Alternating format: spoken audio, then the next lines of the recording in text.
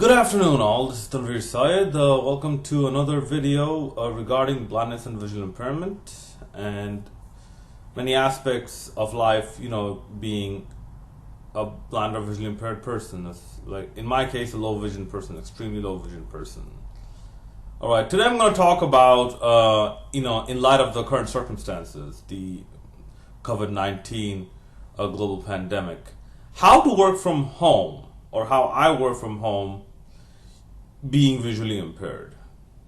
Okay, first of all, there is a good amount of preparation that goes into this, because the transition, many times it's not as smooth. So some organizations, they will have to do this on the fly, and hopefully they did not leave it last minute. Otherwise, they're harming their own scope of productivity. But yes, those who took precautionary measures and took the right steps, anticipating working from home or the possibility to work from home, they fared, fine enough. But as a visually impaired person, what else do you need? First, you need assistive technology, and you need to ensure that they're in perfect working condition so that you don't have any compatibility issues, you don't have any lagging issues or anything else that would stop your stop the rate of your work from home. Okay, next, the process you have, let's say if you're trying to communicate with many groups of people, the process that you have in place, it needs to be more efficient in terms of, let's say, if you're creating a template for a video or an audio or a document or whatnot, and what else needs to be changed, and how to tweak it just enough, for different groups of people and whatnot. So you have to be on top of all of these from the get-go. Okay, next, viable alternatives to your work facilities or your work equipment, if you will. Software equipment, but still equipment. Whatever you used to accomplish working from your office, you will have to devise a way how to substitute for that working from home. It may be a one-person effort, or it may be in conjunction with another person. I would recommend, do as much of the work as a vision impaired person, do as much of the work as possible on your end, so that other people who have this added responsibilities, they get minimal amount of extra work. And finally, I will say, just be very, very punctual with your time, and be very honest. And this is not just to people working from home. This is to all people, because working from home, it's easy to get a little complacent. I will give you this. It's easy to just look at the bed. Okay, it's behind me.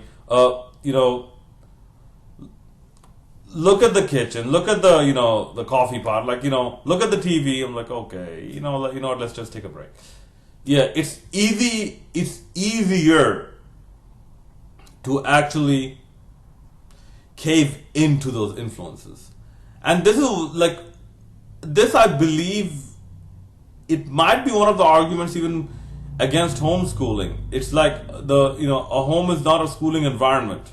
A home is a home environment. If you're homeschooled, you don't school sleep, right? So there should be a good balance with that as well. And given the current status of COVID-19 going around the world, I have a feeling it's not a time to panic, it's just time to be a little more cautious It's not like, buy bomb shelter food time. No, it's nowhere close to that. Trust me, I just came from the store. It's nowhere close to that. But people are being a bit a bit more cautious, at least where I am.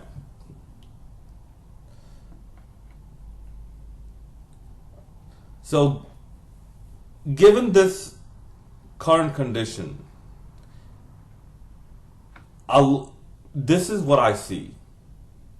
Okay? A lot of people will see this as a curse. However, opportunist people, or at least those with an opportunist mind, will see how to turn this curse into a big opportunity to make some changes.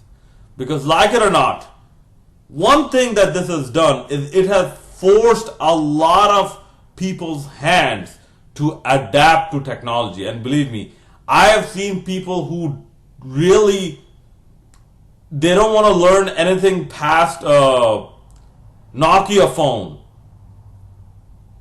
Like, for them, just learning how to make a call on an iPhone is a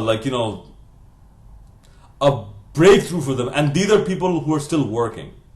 These are not retired people. These are people who are still working. This has forced their hand. Now you have no choice but to adapt to technology. Yes, I've heard the argument that, technology can fail you. Technology can fail you, but it's not designed to fail. Everything can fail you. No one is clamoring for the abandonment of the old ways, although it might seem like it, but at least not me. I'm not clamoring for the abandonment of the old ways, because the old ways are now alternatives. You always need to have alternatives to a destination. Technology is the most preferred route to the destination at the moment. So, bottom line being, as a visually impaired person, working from home is possible given some adjustments and given a very well-designed layout. And yes, blind people, visually impaired people, they can visualize, simulate how you will function in a work from home condition, and then put all the pieces in place. I just said something that is vaguely relevant to me without crossing any lines. But yeah, so bottom line is, work from home as a visually impaired person is possible with meticulous planning and execution. And also, there is a very big opportunity that has presented itself for some opportunist people. I'm not saying in a bad way, I'm saying in a good way, in terms of developing even more technology. What those are, well, we'll see. Alright, thank you very much, and please do hit that like and subscribe button and hit that bell notification button. This is Tanveer Syed, and it's been a pleasure.